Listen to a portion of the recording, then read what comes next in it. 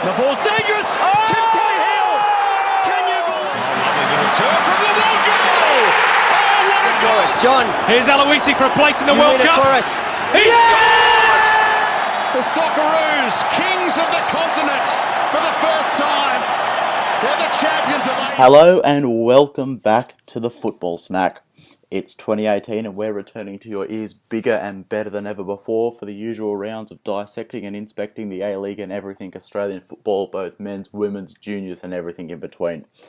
Joining me tonight are your hosts, Ben and Estelle. Unfortunately, Pat can't join us, however he will hopefully be with us next week. I will quickly throw to Estelle, who will kick us off and give us a little bit of what we missed in the last few weeks while we weren't on air. So to you, Estelle. Hello, snackers. Here's what you've missed during the break. So we had Wellington Phoenix, and they decided to part ways with the Vidicic family, which saw Dario sign with Melbourne City. Guess they weren't a fan of the metrics. Then we had Victory finally getting their first home win against the Jets, and that was great. Then we had Burns, he returned to Phoenix. Sydney FC put 6 past Kenny Lowe's glory. Jumper and Melling left the Wanderers, and pretty much Melling set a new record, being sacked by the same coach twice for different teams. Anya Jacob. We had Victory, picked up big man Dino Djulbic, and ever so kindly helped Terry Antonis complete his anti-Sydney FC journey.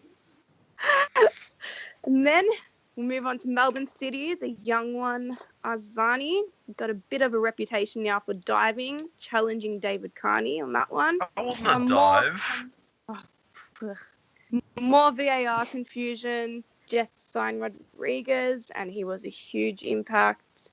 Karuska, who signed for City late last year, I believe, also parted ways and joined Western Sydney. Lee Broxham hit 250 games for one club, and Victory decided to celebrate that with creepy Broxham masks with some pretty that was little so liars, funny. Hannibal Lecter shit. That's that quality. was scary. Yeah, I got freaky. one. It was so weird, man. At least I have one. I'm wearing it to my masquerade birthday. I reckon what someone should do is get the Brosk beard cut out and the Leigh Broxham cut out and just be completely sacrilegious and put them together. Yeah. At least I really fit in with the South End when I wore that the other night. Wasn't getting bashed. All right. Then next, we also had the Nelly Yoa saga. So if you want to learn all about that, hit up Vince Rigari on Twitter. He has every little bit of info about it. It is fantastic. And then lastly, today, it was announced that Seb Ryall is leaving football. Hooray.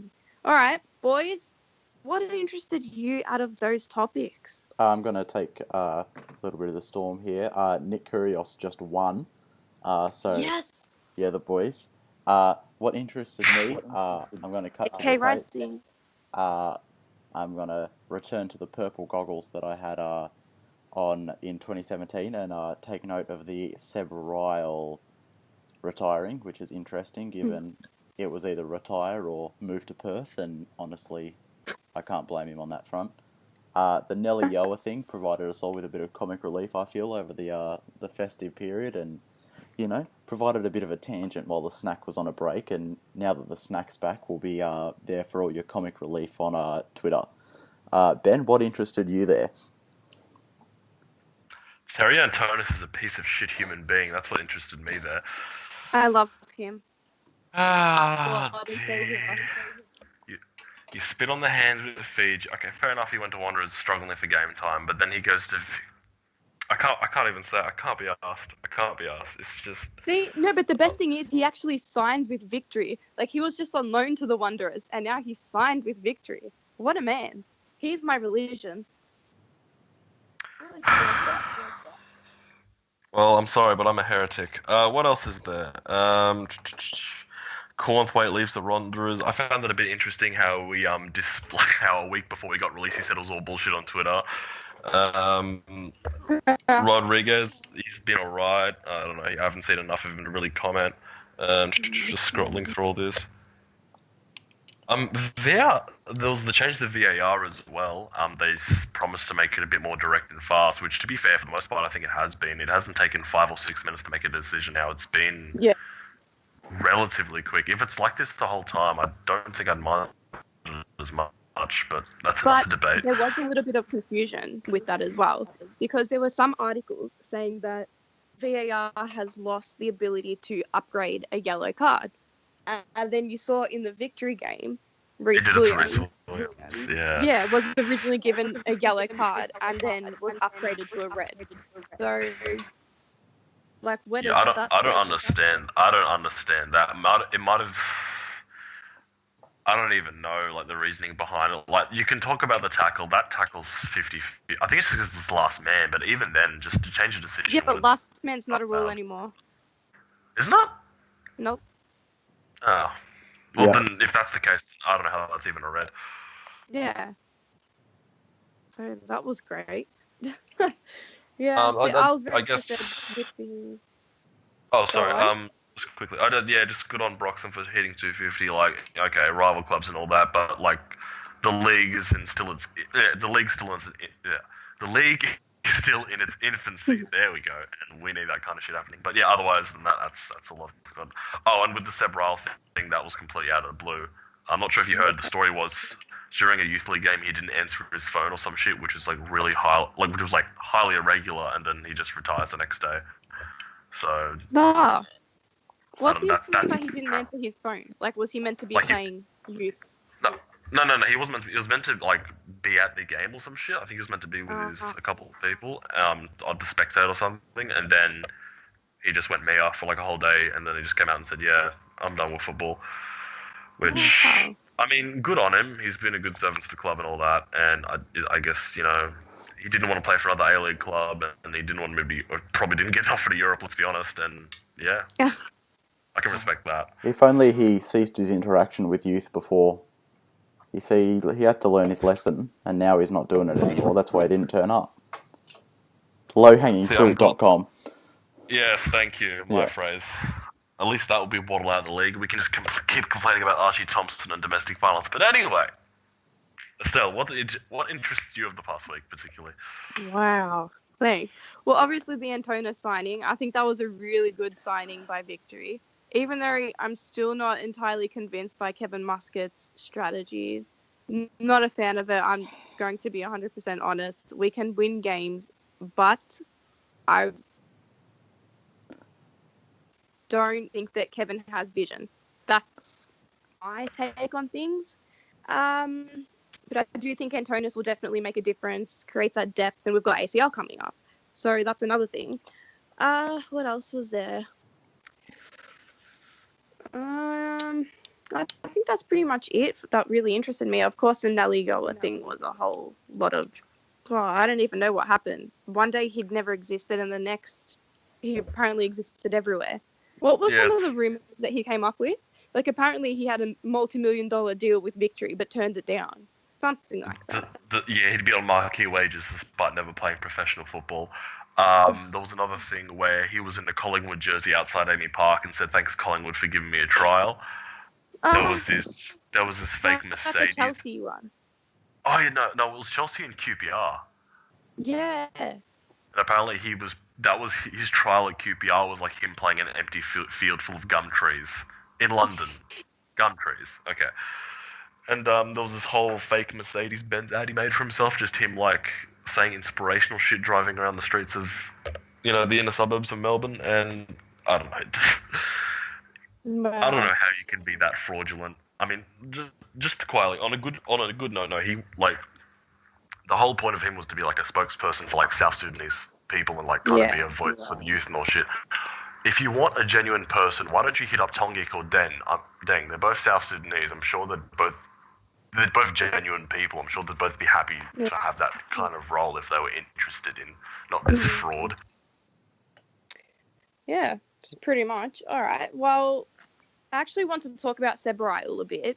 We all know I'm not exactly his biggest fan, being a Victory supporter. Anyway, do you think that it was the right move for him? Do you want me to take this, or you, Fraser? Yeah, sub in, Ben. I don't think it's a move out of like not getting game time because I think people are bringing that up firstly because first of all, let's face it, he's an untouchable in the club. His wages are like in the Archie Thompson rule, so he's going to be like, there's no reason to get rid of him if he's on the books for like 20 or 30k a year. So there's no reason for him to leave financially. As for game time, it comes and goes. He's been there in the club. He's been injured a lot. I'm not going to pretend I know why he left, whether it was a personal decision, whether it was injury, whether it was just he just became apathetic to the game, whatever. But from a footballing standpoint, let's just take game time and money into the equation. Then no, it makes no sense. But it has to be a personal reason because he'd either be playing ACL or in a couple seasons when we eventually are an average or shit team. Because let's face it, it's going to happen in the salary cap league.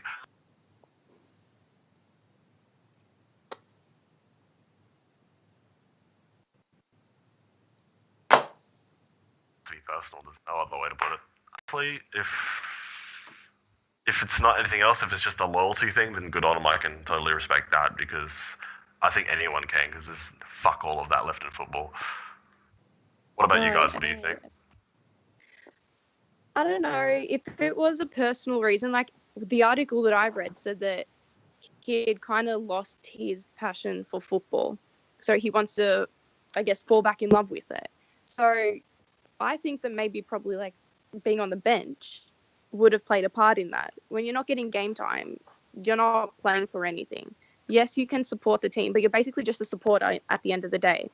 So if this is going to help him kind of get back into it, find where he wants to be, then good on him personally.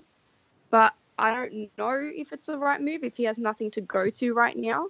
I mean, for like his career and things like that.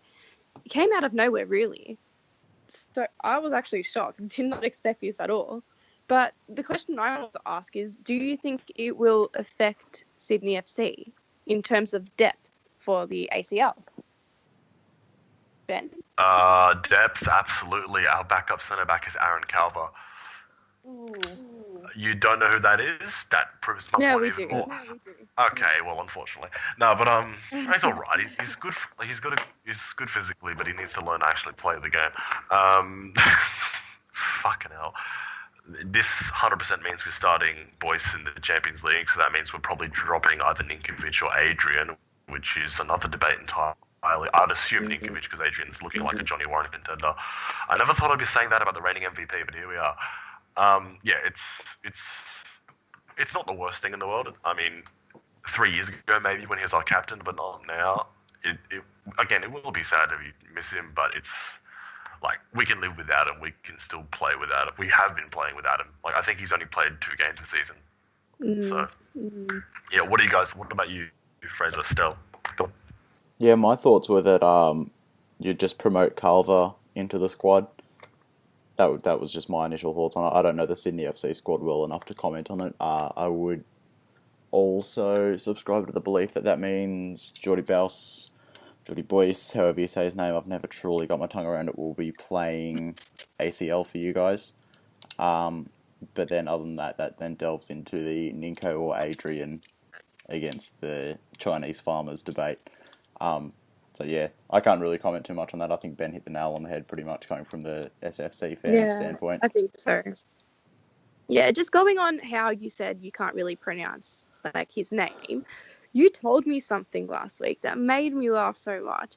Can you tell everyone how you used to pronounce Juventus? Oh no. What was it? Javuntas, yes. Javuntas, yeah. Red hot. Excuse me, can you repeat that? Javuntas. Juvunta with the squiggle and S. Yeah. That's That accompanies also Leicester City, former Premier League champions. Mm-hmm. And who else was there? Well, I'd love to see you try and say some of the Greek names that we've got lately in the league. Oh, look. Theoharis, Barbarousis. Apostolos Stamatolopoulos. Yeah, I feel like if you give me like 20 minutes, I can give it a red hot crack. But Val's not my best friend, evidently. This is riveting commentary. This is what Hey, the it's people good subscribe stuff. for. People need to know. Alright, fair enough, I'll pay that. So the next topic I do want to mention is Graham Arnold. Yeah, I'm not a fan of him again. We all know that. No one is. Anyway, apparently... Yes, you need to reiterate you're a Victory fan. Go on. He's in high demand at the moment in terms of coaching positions. Apparently, there has been some interest from the Kiwis as their national coach. Obviously, we've got the whole Socceroos that's coming up. And apparently, he's saying that there's other people that are interested in him. Do you think he will stay? Well, if New Zealand's not getting him, Jesus Christ.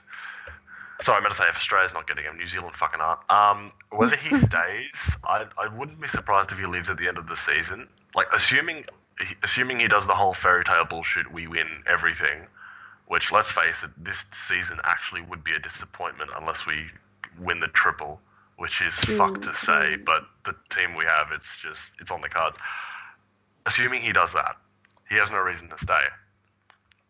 So he would either, in my opinion, he would either take a big money move to Asia, take some random move to Europe, or take a long-term Socceroos job. That's because why he would stay in a league which is objectively dominated over the past 2 seasons it would just be, why would you do that? Just end on a high, and there's no other high note than that. Unless he goes deep in the Champions League, which is highly unlikely. But yeah, I don't know. It's all speculative. Money talks. That's all that matters. What do you guys think? Fraser? Yeah, I can't see him leaving mid-season. I think the longer this has gone on, the more likely it is that he stays. Like, I think if he was interested in Socceroos and got approached as soon as discussions of Ange leaving came about, that would have been more likely during... Oh, that was when fast. Was it? Yeah, November, I think it was. They would have been... Late November. Yeah, and sorry to interrupt, but Sydney FC put like a cease and desist or some shit to say, fuck off, we're having Arnie till the end of his contract. Oh, really? So don't even that's touch not it. fair. Victory went through it. Gross up. What do you mean gross? Let's just drop our coach so everyone else can catch up randomly. No, piss off. Hey, Just because you can't keep it on to your happened to fucking us. management. Okay. it happened to us. Explain We're relevancy. doing it for the kindness of our entire country. Wow. If we weren't dominating the league, it'd be bullshit. And first and foremost, whoever gets sent to that World Cup, whoever actually takes that job is a fucking moron because they're fucked regardless. The group is The group is actually not easy, but you cannot make a team gel in 3 to 4 months when everyone else has had 4 years. Especially So considering in we're saying like that- would be grateful to become third. We've had 1 win in 4 World Cup finals. Why the fuck are people making such a big fuss of what coach we're gonna have? Yeah. Well, anyway, shouldn't we be preparing from now? Don't you want to shouldn't we be getting a head start? I don't know why the FFA have not selected someone soon enough. I would not care if we got Tony Popovich and said, right, you can have pennies in 6 months and an embarrassment in July. We'll look for someone in the future. I would not care because that's the smartest thing to do. And hey, if Popovich pulls off a fluke and gets us to the round of 16, or whoever the fuck it would be, then by all means, have the reins. But there is no point in Arnie, or anyone who wants to be taken seriously for that matter, who isn't just looking for a quick buck to take the Aussie job. You know who Australia needs? They need a decent bloke. They need Really? Kenny Lowe. Honestly, take him away from Perth right now. We won't cease and desist you. Like, you can have him. Let him work wonders, and we'll live. We'll have to manage without him, but you know what? It's for the greater cause of the nation. So Kenny Lowe, put your hat in the ring, son. It's up to you. I wholeheartedly back that statement for 2 reasons. 3, actually. 1, you'll shut the fuck up about him sucking. 2, he's an attacking-minded coach, so we might actually get like a decent number 9 out of it. And 3, you might actually, give a decent match when you come down here, because you haven't beat us since the season you went over the cap. No, we beat you this season. We snuck in the 6th and you dropped to 7th. 14-15, was it? Or 5th? Okay. No, I'm not sure. Okay, well, it was more recently than cap season, don't worry. That kind of just throws my entire argument. Oh, Alright, good fuck one. it, you can have Lowe for the next 5 years because you're a smart ass now. Oh. Yay. That's some harsh punishment right there. Oh man, that fair. means Scott Neville's going to be playing for 5 years straight. That means Diego Castro's still going to be here at 43. I mean, some people are sentenced to prison, but just sentence Fraser to low. That's bad enough. That's sentencing. Well, that's what you get for supporting a club on the entire opposite side of the country. But it makes sense. He was born there, weren't you? Go team. Yeah. Go. Yeah. Well, shit happens. Would you rather I glory hunted a team like East Sydney or West Sydney, Mimo? I'm not biting for that horrible Damn hate. it. Why the hell would you glory hunt West Sydney? They have 2 trophies in 6 years. Do you know how many trophies Perth have in 6 years? Yordi Boyce has 3. So you're saying I should glory hunt East Sydney? Yes, you should glory East Sydney. Yeah, alright. All right, let's move on. I do want to ask a question right now. Who do you think is the best coach in the league at this very point? Is that really a question? It's Graham Arnold. Yes. No. I disagree with your opinion. Maybe wrong. You could probably say Ernie Merrick. But, yes, that's who I'm going for. But Graham Arnold is mine. I assume Graham Arnold will be Ben's. I'll play devil's advocate here. No, okay, with the squad he's built, you have to say he is, but I think if you're going to look at who's going to win the Coach of the Year award, it's got to be Eric because he turned a wooden spoon team into a Champions League spot team. As for who the best coach is, it's Arnold. I'm not going to hear anything else. There is literally nothing you can say to say who the better coach is, but to say what they've done. No, to say what they've done with what they have, it's only he made the 2 most inconsistent players but fabulous to watch in the league fire for more than half a season in Naboo and Petrados. Mm. He even makes Nigel Bogard look like a half decent centre half.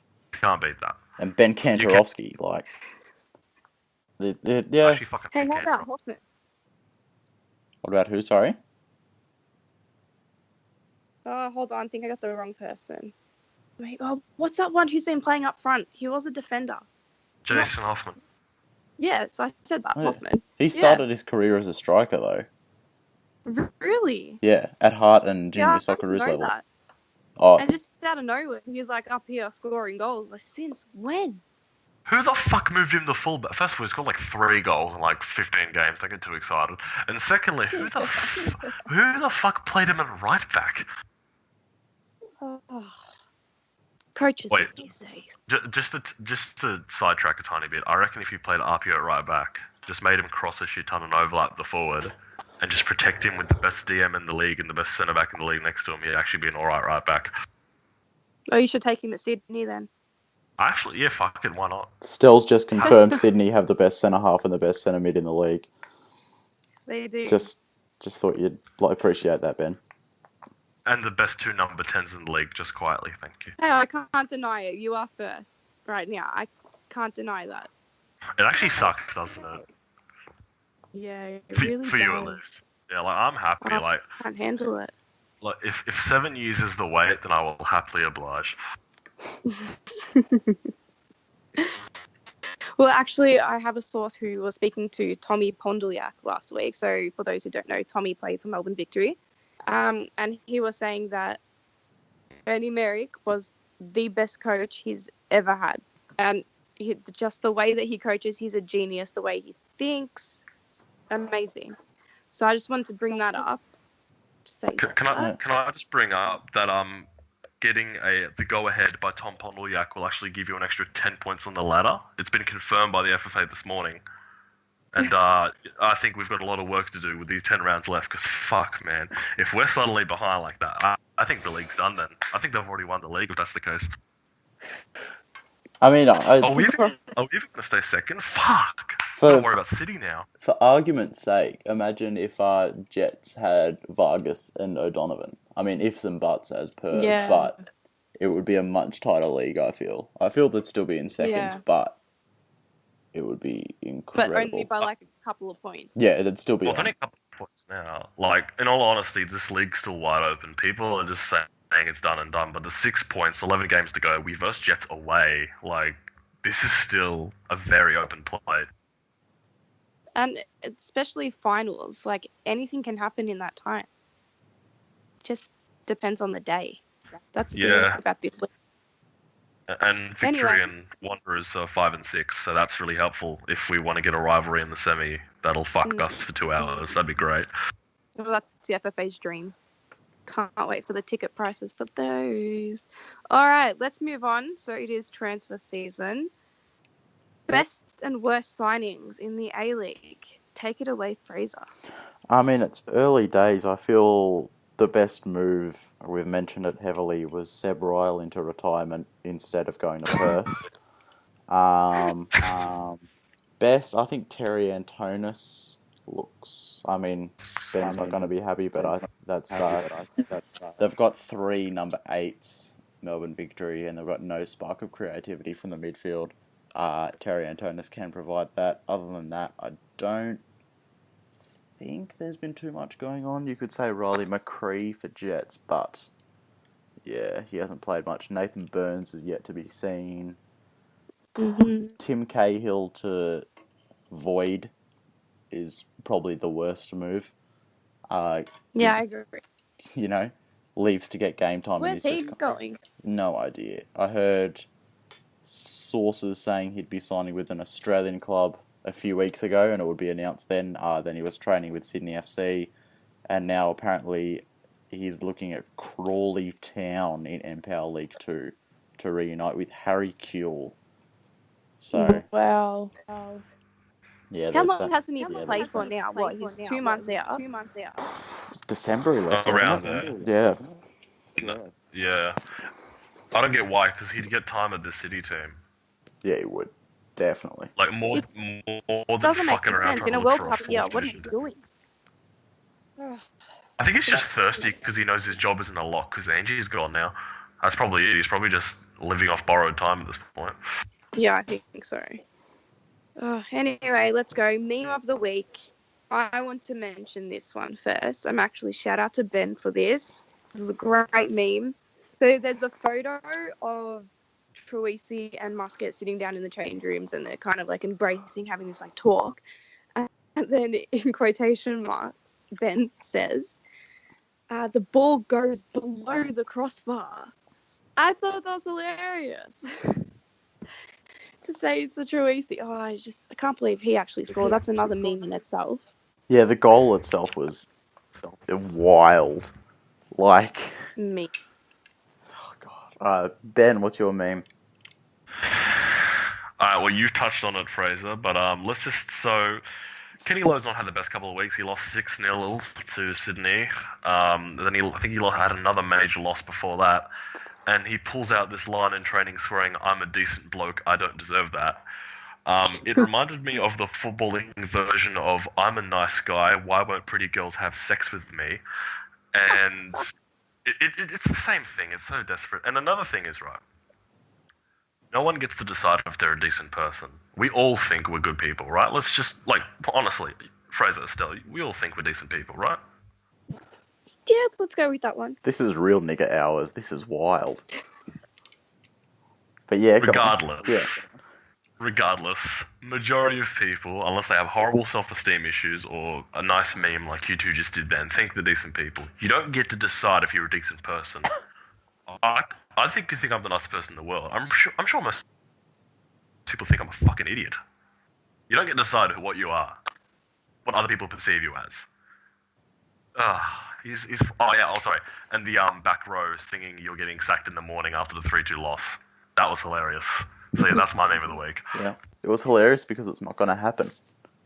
Which is my meme of the week. Oh, meme of the festive period. I've shared it with you too, and I shared it on the Football Snack Media, that my inside source at Perth Glory, word of mouth, Stony Mage, says Kenny Lowe won't be sacked until he fields his best 11. I mean... Yes, I saw an article about that, actually. I mean, yeah, one that's never happening. Like, he can't be judged on this performance because he's had too many interruptions. So he won't be sacked until he can actually prove that his team that he originally selected is good enough or whatever. So I think that's a bit funny. The thing is, the Melbourne victory game was probably the closest we've had. There were 2 or 3 that weren't there, but then, you know, like it's been a harsh season for Perth. There've been a lot of injuries. You know, Taggart was out for 2 weeks. It ended up being like 2 months. You know, so I mean, it sucks. You can but thank Warren for that one too. You know, shout out Warren. But I mean, where do you draw the line? That's the thing. I think to me, it's obvious that he's gone at the end of the season. Yes. Because please. The perception is that they were only 1 game away from the grand final, and they happened to run into a 20-win side in the semi, which I think is what they said in their presser as well when they did the Q&A in preseason. So that's why they had the full confidence of Kenny Lowe, and not the meme. We have the full confidence Saki next week, like actual confidence. So I would take the gamble. We would see how he does in finals, whether he gets knocked out in the first round or blatantly just doesn't make it, which is looking on the cards now. Then they'd probably just go, right, you've had arguably the best attack in the league with Diego Castro, Keogh, and Taggart. Your defense is autistic as hell. I don't care how healthy your players are, because let's face it, you travel 4 hours every fucking away game, so that's gonna happen. He's done. This is his last season. Yeah. This is last season in Perth. He might do another A-League club. This is last season. And frankly, I fucking hate him. No. I fucking hate him, and I'll tell you why. If he was at a Sydney or Melbourne team, or a team that was doing well, people would despise the smart aleck little piece of shit that he is. But because he's in a backwards post-apocalyptic dystopia known as Perth, no one cares what he is.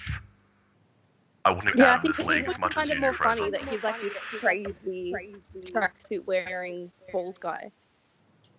Yeah, instead of this dickhead bald guy, which he should be perceived as. This is what I'm talking about. No one gets to decide. Yeah. No one gets to decide if you're a decent bloke or not, other than you.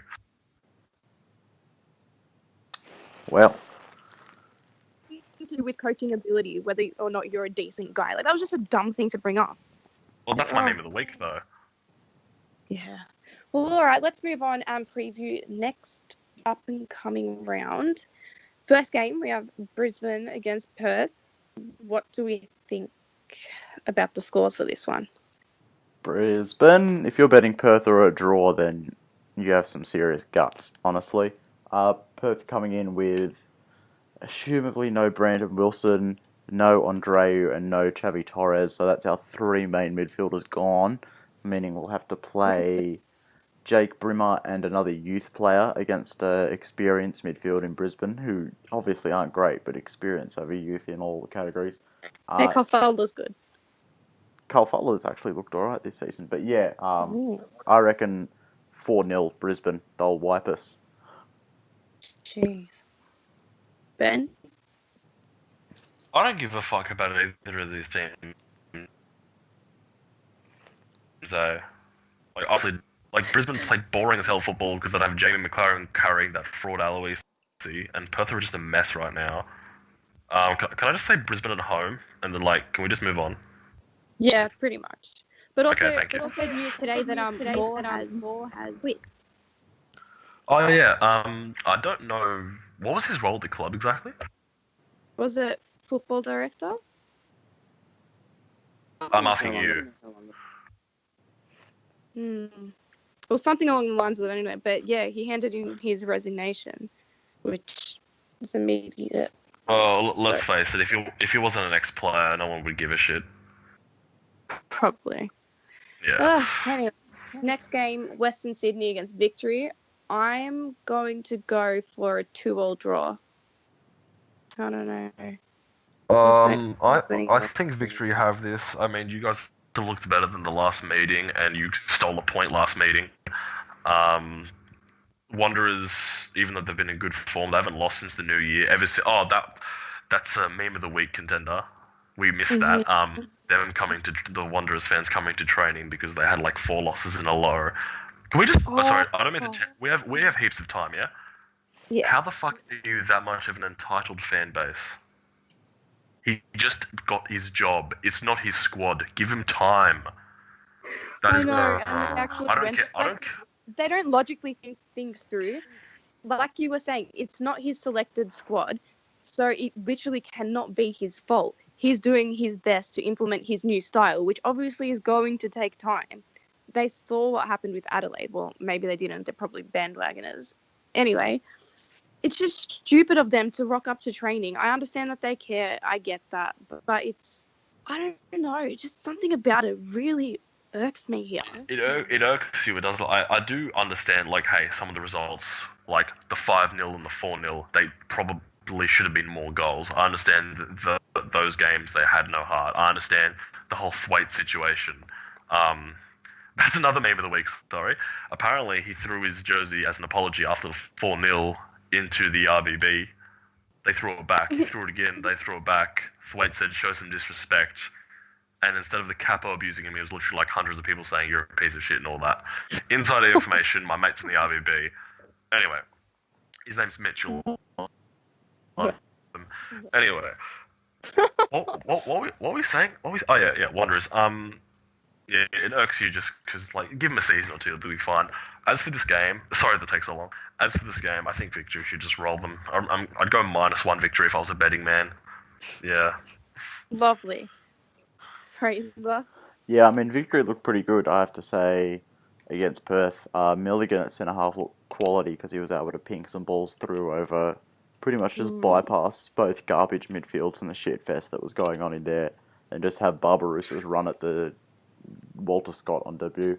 I think Leroy George technically got 3 assists. I don't know if he counts the first one, so he's in red hot form. They gave him 3 assists. Oh, yeah. Sweet. So yeah, he's in good form. Bez, it's 2018 Bez, so you never really know. But I think, victory will get up here. Wanderers just don't look at it. I think it's a bit of a trust the process kind of thing from them. Gombell's obviously tinkering here and there. He's changed formation. He's changed players, in and out. Yeah. But yeah, I think it'll be victory. They seem to know what's going on a bit more than Wanderers at this point. Stells, what do you reckon? Yeah, I'm going for the draw still. I don't know. Just victory is so up and down this season. It's no consistency at all. You never know. Honestly, sorry, I was just seeing shades of last season's victory, but then there was just the random. Like, I know Reece Williams got sent off early and shit happens, but yeah, like that ruined the game. But yeah, that's still losing to victory, losing to Phoenix, which looked like 11 farmers bar Kaladrajevic. Not good enough, even with 10 men. Got that new Serbian who's pretty good. Yeah, Kaladrajevic, my main man. No, If Bobo was different one. they got another one. Is it? Yeah, Surely the one not. that scored the goal of the week. Yeah, he scored an absolute was that rocket. him? Yeah. Yeah. Yeah, but I think it's like Ilic or something. Lujic. yes, Cal. I don't know. And fucking Steve. Yes, Steve. Yeah. All right, next game. Hold on. Newcastle against Phoenix. I'm going for the obvious Jets win against the Farmers. Boys, I'm guessing you'll agree with me here. Yeah, Jets. Jets can drop points. Fuck them. All right. It's 2007 again. I hate the Jets now. Sorry. Okay, next game, Sydney Central Coast. She's interesting. Last time, Central Coast won. So. That's it's a good point. I'll let you. I think little darling. True. I could fucking ride on my horse in a minute. Central- I'll let you two go first because Excuse me? Central Coast. Danny De Silva. Oh, Danny De Silva's not even there, is he? No, he's all the way with the under 23. You were agreeing with me that he was a fraud 2 weeks ago, and yet you're up his ass. Unbelievable. He is, but I just think Sydney are bigger frauds. Ooh. It's all Poppy syndrome, ole. No, I'm going to say that Sydney are going to win. I don't know. I just don't see Central Coast at this point winning. Yeah, Sydney definitely. Probably 2-3-0. We need to prove a point here. We need to win this game. Like, what happened last time we versed them was inexcusable. Apart from like one opportunity, it looked like a Frank Farina-esque team, which is just disgusting to say. Oh, We my need a favorite fucking... era. Shut up. We need to body these cunts by at least 3 to prove a point that was a fluke. Otherwise, I'm just going to be disappointed. Like, a win's a win, and we have a title race on our hands, but still, we need to prove a point. And I think they'll win, but I don't think it's as much as I want. I'm going to go 2-1 just because they have a fuck ton of pace, and Wilkshire and Zulo are fucking tentative on whether that kills them or not. All right. And lastly, we have Melbourne City against Adelaide. I'm going to go with an Adelaide win, actually. City, they always do a Melbourne Heart halfway through the season and just completely die. I don't know. So, Adelaide for me, boys. It's hard to disagree with that. I mean, I don't know. Ever since they've got bought out, they've looked good. They've just looked everything but champions. They're like one piece off. But that happens every season. It's like they acquire a whole bunch of new players. Oh, City look really good. They're blah, blah, blah. They've got Cahill. And then they do a Melbourne Heart and just completely shit on themselves. I mean, some of the signings looked very good. Ross McCormack was a decent replacement. But you look at people like, you're signing Iapachula Roca, who like epitomes the whole recycling meme, even though I think that's over-exaggerated. It's like, how is he still in the league? And you've got who, sorry? Did you just say epitomes? I said Iapacho. Epitomes? Not epitomizes. Epitomes. Did I say epitomes? Epitomes. Is epitomes a word? No, it epitomizes. Oh, dear God. No. Oh, wait. It's one of these ones, isn't it? Alright, going back, I said they've got Jamo as well. LaRocca was don't rate him. signing for me. He's awful. They got Muscat. Oh, he's just lost it, that one. I don't rate him as a player at all. That was I don't rate any Muscat at all in general. I don't know what it is, It's a name, hey. Yeah. Yeah, so Fraser. City versus Adelaide predictions. Are we still on? Yeah. I'm gonna say City. I just reckon McCormack will get 2 set pieces and it'll be done. Like, fuck, he's a merchant. Like, honestly, it's ridiculous. He's gotten all of his goals from set pieces, hasn't he? Besides like 2, and he's got like 13 goals, and he's the top scorer. There's in only world been like football. a couple from open play. Yeah, he's the top scorer in world football in respect 2018. that. It's fine. Oh yeah, game respects game, honestly, but like far out, man. That's great. If City buy David Carney and they keep McCormack, then they've won the league just by diving the way to victory with McCormack banging them in. Jesus. Sorry, did I give my prediction? Oh yeah, I'm going to go Adelaide because City is schizophrenic and epitomes meme. Yeah, okay. Epitome. Well, that's the epitome of this episode. Fraser, take it away. I'll give it to you to wrap it up. I mean, it's been a few weeks, but it's been worth the wait, lady and gentlemen. This was episode 11 or 12. I really should have looked. Maybe even 13. Who knows? We're very organised here.